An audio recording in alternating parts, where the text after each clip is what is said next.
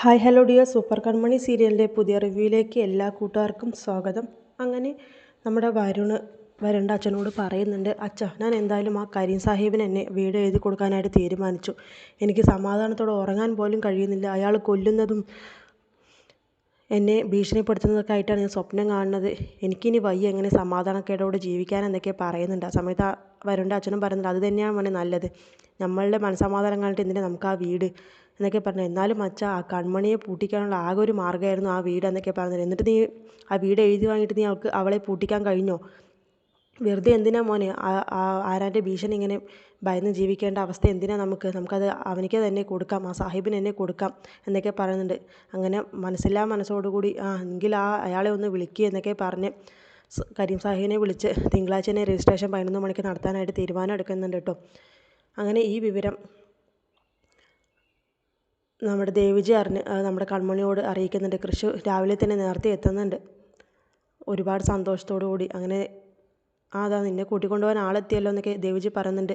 അതിന് നമ്മൾ ഓഫീസിലേക്കല്ലേ, അപ്പോൾ ദേവിജി ഉണ്ടാവില്ലേ കൂടെ എന്നൊക്കെ പറഞ്ഞു. അതിന് നിങ്ങൾ ഓഫീസിലേക്കല്ലല്ലോ, നിങ്ങൾ ആശുപത്രിയിലേക്കാണ് പോകുന്നത്. ആശുപത്രിയിലേക്ക് എന്തിന്? അപ്പോൾ കൃഷി പറയുന്നുണ്ട്, അത് നമ്മൾ വരുണിനെ കാണാനായിട്ട് പോവുകയാണ്. ഒരു കാര്യമുണ്ട്, ഇന്നേ കൺമണിയുടെ വീട് കൺമണിക്ക് സ്വന്തമാകാൻ പോകുന്ന ദിവസമാണെന്ന് പറയുന്നുണ്ട്.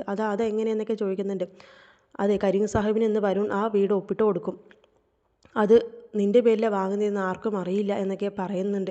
അതൊക്കെ സാധിക്കുമോ? വരുൺ അത് കണ്ടുപിടിക്കില്ല എന്നൊക്കെ ചോദിക്കുന്നുണ്ട്. അതൊന്നും കണ്ടുപിടിക്കാൻ പോകുന്നില്ല. കരീം സാഹിബ് ആരാ മുതൽ? നീ ഒന്നുകൊണ്ട് നീ അവിടെ പോയി നിന്ന് കൊടുത്താൽ മതി, നീയും കൃഷും എന്നൊക്കെ പറഞ്ഞ് കൃഷിനെയും കൺമണിയും അങ്ങോട്ടേക്ക് പറഞ്ഞയക്കുന്നുണ്ട്. അങ്ങനെ കൺമണി, ഞാനില്ലേ കൂടെ, നിനക്കിനി ഇതെൻ്റെ ഔദാര്യമായിട്ട് നീ കരുതുകയൊന്നും വേണ്ട. എനിക്കുള്ളതെല്ലാം നിനക്കും നിനക്കുള്ളതെല്ലാം എനിക്കാണ് എന്നൊക്കെ പറഞ്ഞ് സമാധാനത്തോടുകൂടി സന്തോഷത്തോടു കൂടി നമ്മുടെ കൺമണിയെ കൊണ്ട് ആശുപത്രിയിലേക്ക് ചെല്ലുന്നുണ്ട് കൃഷി. ഈ സമയത്ത് തന്നെ വരുണ് നമ്മുടെ ധനലക്ഷ്മിയെ വിളിച്ച് ഈ കാര്യങ്ങളൊക്കെ അറിയിക്കുന്നുണ്ട്. അതെ, ഒരു കാര്യം പറയാനായിട്ട് വിളിച്ചതാണ്. ഞാൻ ആ വീട് കരീം സാഹിബിന് എന്നെ എഴുതി കൊടുക്കണമെന്ന് പറയുന്നുണ്ട്. അയ്യോ വരുമോനെ, നീ എന്തിനാ ഇങ്ങനെ കൊല്ലുന്ന വർത്താനം പറയുന്നത്? ഇതൊന്നും എനിക്ക് സഹിക്കാൻ പറ്റില്ല കേട്ടോ. നീ അങ്ങനെയൊന്നും ചെയ്യല്ലേ, ഞങ്ങൾ പിന്നെ പെരുവഴിയിലേക്ക് ഇറങ്ങേണ്ടി വരും എന്നൊക്കെ പറയുന്നുണ്ട്. നിങ്ങൾ എവിടേക്കാന്ന് വെച്ചാൽ ഇറങ്ങിക്കോ, എനിക്ക് വയ്യ ഇങ്ങനെ ജീവനിൽ ഭയന്നിങ്ങനെ കഴിയാനായിട്ട്. അല്ലെങ്കിൽ തന്നെ ഈ ആശുപത്രിയിൽ ഡിസ്ചാർജായി പോകാൻ വഴിയില്ലാതിരിക്കുക. അവളുടെ ബാക്കിൽ നടന്ന് എൻ്റെ കൈയും കാലും ഒടിഞ്ഞത് മിച്ചം. എന്തായാലും എനിക്ക് ഇപ്പോൾ പൈസയ്ക്ക് കുറച്ച് ആവശ്യമുണ്ട്, ഞാൻ ആ വീട് വിൽക്കാൻ പോവുകയാണ് എന്നൊക്കെ പറയുന്നുണ്ട്. വാന്യ, നീ ഒരിക്കലും അങ്ങനെ ചെയ്യരുത് മോനെ. ഞാൻ ഈ ഏടത്തി തരാം, ആ വീടിന് എത്ര കാശെന്ന് വെച്ചാൽ ഞാൻ തരാമെന്നൊക്കെ പറഞ്ഞു. നിങ്ങൾക്ക് അതിനുള്ള വകയുണ്ടോ? അത്രയ്ക്കുള്ള കാശൊക്കെ തരാനുള്ള വകയുണ്ടോ? എന്തായാലും ഞാൻ വേറെ ആർക്കും കൊടുക്കാൻ ഉദ്ദേശിക്കുന്നില്ല. ആ കരീം സാഹിബ് വേറെ ആർക്കും എഴുതി കൊടുക്കാൻ സമ്മതിക്കില്ല. അത് അയാൾക്ക് തന്നെ വേണമെന്നാണ് അയാളുടെ നിർബന്ധം. ഞാൻ എന്തായാലും അത് എഴുതി കൊടുക്കാൻ പോകണമെന്നൊക്കെ പറഞ്ഞ് ധനലക്ഷ്മിയോട് പറയുന്നുണ്ട്. അങ്ങനെ ഫോൺ കട്ട് ചെയ്യണം ധനലക്ഷ്മി. അങ്ങനെ പെട്ടെന്ന് തന്നെ അമ്മായിമാരെ എന്ന് വിളിച്ചുകൊണ്ട് ഓടി ചെല്ലുന്നുണ്ട് കേട്ടോ. ഞാൻ ഇപ്പോൾ മരിക്കാൻ പോവുകയാണ്, എനിക്കിനി ജീവിക്കേണ്ട എന്നൊക്കെ പറഞ്ഞു. എന്താ ധനലക്ഷ്മി, എന്താ കാര്യം എന്നൊക്കെ ചോദിക്കുന്നുണ്ട്. അതെ, ആ വരുണ് ആ കരീം സാഹിബിന് വീട് എഴുതി കൊടുക്കാൻ പോകത്രേ. ഇനി നമ്മൾ പെരുവഴിയിലേക്ക് ഇറങ്ങേണ്ടി വരും എന്നൊക്കെ പറഞ്ഞിട്ട്. അയ്യോ, എല്ലാവരും പാടെ നമ്മളെ ചതിക്കുകയാണോ എന്നൊക്കെ പറഞ്ഞിട്ട് ഇതൊക്കെ മാറി നിന്ന് നമ്മുടെ ഗോകുൽ കേൾക്കുന്നുണ്ട് കേട്ടോ. ഇവർക്ക് അറിയില്ലല്ലോ നമ്മുടെ അപ്പച്ചിയാണ് അത് വാങ്ങാൻ പോകുന്നതെന്ന്. എന്തായാലും കുറച്ചൊക്കെ ഇത്തിരി സങ്കടപ്പെടട്ടെ, ടെൻഷൻ അടിക്കട്ടെ എന്നൊക്കെ പറയുന്നുണ്ട്. അങ്ങനെ ധനലക്ഷ്മി ചോദിക്കുന്നുണ്ട്, എടാ അച്ചാച്ചൻ എവിടെയാണെന്ന് ചോദിക്കുന്നുണ്ട്. അച്ചാച്ചനെ ഇവിടെ രാവിലെ മുതൽ കാണാനില്ല എന്നൊക്കെ പറയുന്നുണ്ട് കേട്ടോ ഗോകുൽ. അയ്യോ, അയാൾ മുങ്ങിയോ? ഇനിയിപ്പോൾ എന്ത് ചെയ്യും? ഇനിയിപ്പോൾ ആ കരീം സാഹിബ് നമ്മളെ ഇവിടെ നിന്ന് ഇറക്കി വിടുമല്ലോ. ആ കൺമണി ഒറ്റൊരുത്തിയ കാരണം ഞാനിപ്പോൾ മരിക്കും എന്നൊക്കെ പറയുന്നുണ്ട്. നമ്മൾ മരിക്കുകയാണെന്നുണ്ടെങ്കിൽ ആദ്യം ആ കൺമണിയാണ് കൊല്ലേണ്ടത് എന്നൊക്കെ ധനലക്ഷ്മി വീണ്ടും ഇങ്ങനെ പറയുന്നുണ്ട് കേട്ടോ. അങ്ങനെ ഇതൊക്കെ കണ്ട് മാറി നിന്ന് നോക്കി രസിക്കുന്നുണ്ട് കേട്ടോ ഗോകുൽ. കുറച്ചൊക്കെ ടെൻഷൻ അടിക്കട്ടെ. എൻ്റെ അപ്പച്ചിയാണ് ഈ വീട് വാങ്ങിയത് പറഞ്ഞാൽ ഇവരുടെയൊക്കെ റിയാക്ഷൻ എന്തായിരിക്കും, അത് കാണാനായിട്ട് ഞാൻ വെയിറ്റിംഗ് ആണെന്നൊക്കെ പറഞ്ഞ് നിൽക്കുന്നുണ്ട് കേട്ടോ.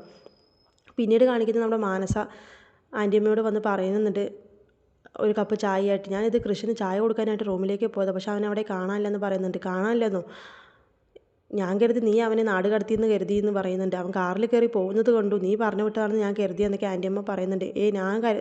ഞാനൊന്നുമല്ല, എനിക്ക് ചില സമയത്ത് മടുപ്പ് തോന്നും അവൻ്റെ പിന്നാലെ ഇങ്ങനെ വാലാട്ടി നടക്കാനായിട്ട്. ചില സമയത്ത് എല്ലാം ഉപേക്ഷിച്ച് അങ്ങോട്ട് പോയാലോ എന്നൊക്കെ കരുതും. പിന്നെ ആ കൺമണി ആലോചിക്കുമ്പോൾ അവൾക്ക് ഞാൻ അവനെ എന്തായാലും കൃഷിനെ വിട്ടു കൊടുക്കില്ല. അവളുടെ മുന്നിൽ ഞാൻ പൊരുതി ഞാൻ ആ കൃഷിനെ നേടും. എൻ്റെ കാൽച്ചോട്ടിൽ അവൻ വന്ന് കിടക്കണം എന്നൊക്കെ പറയുന്നുണ്ട്.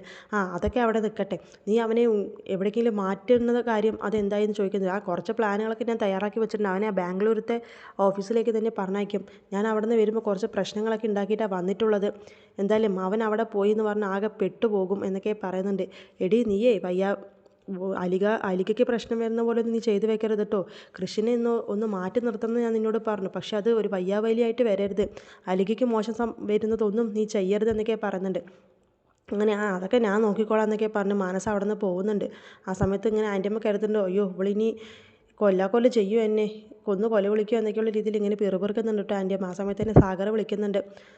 ആൻറ്റിയമ്മ ഞങ്ങൾ ഇന്ന് രാത്രി ഇവിടെ നിന്ന് കയറും, നാളെ രാവിലെ അവിടേക്ക് എത്തുമെന്നൊക്കെ പറഞ്ഞു. അപ്പോൾ നീ എല്ലാം തീരുമാനിച്ച് ഉറപ്പിച്ചിട്ട് തന്നെയാണ് സാഗർ എന്നൊക്കെ ചോദിക്കുന്നുണ്ട്. പിന്നെ അല്ലാതെ എന്ത് ചെയ്യാൻ ആൻറ്റിയമ്മേ, ഞാൻ എന്തായാലും വരികയാണെന്നൊക്കെ പറഞ്ഞിട്ട്. അപ്പോൾ ഈ വിവരം കൃഷിനെ അറിയിക്കേണ്ടതെന്നൊക്കെ ചോദിക്കുന്നുണ്ട്. കൃഷിനെ ഇപ്പോൾ തൽക്കാലം അറിയിക്കേണ്ട, അതൊക്കെ ഞാൻ വന്ന് പറഞ്ഞോളാം. അല്ല മോനെ, കൃഷി പ്രശ്നം ഉണ്ടാക്കിയില്ലേ ഈ വിവരങ്ങളൊക്കെ അറിഞ്ഞാൽ, അവനെ നമുക്ക് ബാംഗ്ലൂരിലേക്ക് എന്നാൽ ഓഫീസിലേക്ക് പറഞ്ഞയച്ചാലോ എന്നൊക്കെ ചോദിക്കുന്നുണ്ട്. അതൊക്കെ ഞാൻ വന്നിട്ട് തീരുമാനിക്കാം. തൽക്കാലം ഞാൻ ഇത് ദേവിജയെ വിളിച്ച് അറിയിച്ചിട്ടുണ്ട് എന്നൊക്കെ പറയുന്നുണ്ട്. ശരി, എന്നാൽ നീ നീ വന്ന് കഴിഞ്ഞ് നിന്നോടൊന്ന് കണ്ടാലേ എനിക്ക് സമാധാനം ആവുള്ളൂ. ഇതൊക്കെ എവിടം വരെ ചെന്ന് എത്തുന്ന എനിക്കൊരു പിടിയില്ല എന്നൊക്കെ പറഞ്ഞ് ഇങ്ങനെ ആദ്യം കൊണ്ട് ഇരിക്കുന്നുണ്ട് കേട്ടോ ആൻറ്റിയമ്മ. പിന്നീട് കാണിക്കുന്നത് നമ്മുടെ വരുണിനെ ഹോസ്പിറ്റലിലേക്ക് കാണിക്കുന്നുണ്ട്. നമ്മുടെ കരീം സാഹിബ് അവിടേക്ക് എത്തുന്നുണ്ട്. രജിസ്ട്രാറിനെയും കൂട്ടി 2 ബോഡി ഗാർഡിനെയൊക്കെ കൂട്ടി എത്തുന്നുണ്ട്. ഇവരാരാ ഈ 2 പേരെന്നൊക്കെ ചോദിക്കുന്നുണ്ട്. ഇത് എൻ്റെ ബോഡി ഗാർഡാണെന്നൊക്കെ പറയുന്നുണ്ട്. അങ്ങനെ അവരെ കണ്ട് പേടിക്കുന്നുണ്ട് കേട്ടോ വരുണ്. എവിടെയോ ഞാൻ ഒപ്പിടേണ്ടത് എന്നൊക്കെ ചോദിക്കുന്നുണ്ട്. ആ സമയത്ത് തന്നെ വക്കീൽ പറയുന്നുണ്ട്, നിങ്ങളെ നിയമവിരുദ്ധമായിട്ടാണല്ലോ ഈ ഒരു വീട് എഴുതി വാങ്ങിയിട്ടുള്ളത്.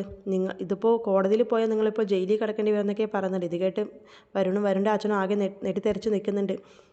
അങ്ങനെ ആ വക്കീൽ രജിസ്ട്രാർ തന്നെ പറയുന്നുണ്ട്, എന്തായാലും നിങ്ങൾ ഇവിടെ ഒപ്പിടുമെന്ന് പറയുന്നുണ്ട്. ആ സമയത്ത് വരുൺ പറയുന്നത്, എനിക്കിതൊക്കെ ഒന്ന് വായിച്ച് നോക്കണം പ്രമാണം, നിങ്ങളെന്തെങ്കിലുമൊക്കെ തിരിമറി കാണിക്കുന്നുണ്ടോ എന്ന് അറിയണ്ടേ എന്നൊക്കെ പറഞ്ഞിട്ട്, വായിച്ച് നോക്കാതെ ഒപ്പിടാനൊന്നും ആരും പറയുന്നില്ല എന്ന് പറഞ്ഞ് കരീം സാഹിബ് അത് കൊടുക്കുന്നുണ്ട്. അങ്ങനെ അത് വായിച്ച് നോക്കുന്നുണ്ട് കേട്ടോ വരുണും. ഇതിലെന്താ വാങ്ങുന്ന ആളുടെ പേര് ഏതാത്തെന്നൊക്കെ ചോദിക്കുന്നുണ്ട്. അപ്പോൾ ആ സമയത്ത് കരീം സാഹിബ് പറഞ്ഞു, അതെൻ്റെ കൂട്ടുകാരനാണ് വാങ്ങുന്നത്, അവനിപ്പോൾ 10 മിനിറ്റിൻ്റെ ഉള്ളിൽ എത്തും, എന്തായാലും താൻ ഒപ്പിടാനുള്ളത് ഒപ്പിട്ടോ എന്ന് പറയുന്നുണ്ട്. എനിക്ക് ഇത് വാങ്ങാൻ പോകുന്ന ആളെ അറിയണമെന്ന് പറയുന്നുണ്ട്. ആ സമയത്ത് തന്നെ രജിസ്ട്രാർ പറഞ്ഞത്, നിങ്ങളും ഇതേപോലെ തന്നെയല്ലേ അവരുടെ നിന്ന് ഒപ്പിട്ട് വാങ്ങിയത്, നിങ്ങൾ വാങ്ങുന്ന ആളുടെ പേര് പറയാതെയല്ലേ, അതിൽ കാണിക്കാതെയല്ലേ നിങ്ങൾ ഒപ്പിട്ട് വാങ്ങിയതെന്നൊക്കെ ചോദിക്കുന്നുണ്ട്. അപ്പോൾ അങ്ങനെ ചമ്മി നാറിക്കൊണ്ട് നിൽക്കുന്നുണ്ട് കേട്ടോ വരുണിൻ്റെ അച്ഛനും. അങ്ങനെ അപ്പോൾ ക്യാഷ് എപ്പോൾ തരും എന്നൊക്കെ വരുൺ ചോദിക്കുന്നുണ്ട്. ക്യാഷല്ല, ഇവിടെ ചെക്കാണ്, ക്യാഷിൻ്റെ ഇടപാടുകളൊന്നും ഞങ്ങൾക്കില്ല എന്നൊക്കെ കരീം സാഹിബ് പറയുന്നുണ്ട്. അങ്ങനെ അങ്ങനെ പെട്ടെന്ന് തന്നെ ഒപ്പിടാനായിട്ട് പേനയും ആ പേപ്പറൊക്കെ കൊടുക്കുന്നുണ്ട്. അങ്ങനെ വരുൺ ഒപ്പിടുന്നുണ്ട്, മനസ്സോടെ ഒപ്പിടുന്നുണ്ട് കേട്ടോ. രജിസ്ട്രാർ എല്ലാ ഭാഗത്തും വരുണിൻ്റെ ഒപ്പ് വാങ്ങി ഇതാക്കുന്നുണ്ട്. എങ്കിലെല്ലാവരും ഒന്ന് കൈകൊട്ടി ആഘോഷിക്കുന്നതൊക്കെ പറഞ്ഞ് കൈകൊട്ടി ഇങ്ങനെ തകർക്കുന്നുണ്ട്. എന്നിട്ട് ആ ചെക്ക് കൈമാറുന്നുണ്ട് കേട്ടോ വരുണിന്. വരുണിന് കൊടുക്കുന്ന ആ ചെക്കിൽ നമ്മുടെ കൃഷിൻ്റെ പേരാണ് സൈനിൽ കാണിക്കുന്നത്. അത് കണ്ടിങ്ങനെ നെറ്റിത്തെറിച്ച് നിൽക്കുന്നതായിട്ടാണ് കേട്ടോ ഇന്നത്തെ എപ്പിസോഡ് അവസാനിക്കുന്നത്. എന്തായാലും കൃഷാണ് അത് വാങ്ങിയിട്ടുള്ളത് എന്നുള്ള ആ ഒരു തെളിവ് ആ ഒരു ചെക്കിൽ കാണുകയാണ്. കാരണം അന്ന് കൃഷിൻ്റെ മുഖത്ത് വലിച്ചെറിഞ്ഞ ആ ചെക്ക് തന്നെ ഇവരെ 2 കൈ നീട്ടി സ്വീകരിക്കേണ്ട ഗതികേടും അവസ്ഥയാണ് വരുണിന് വന്നിട്ടുള്ളത്.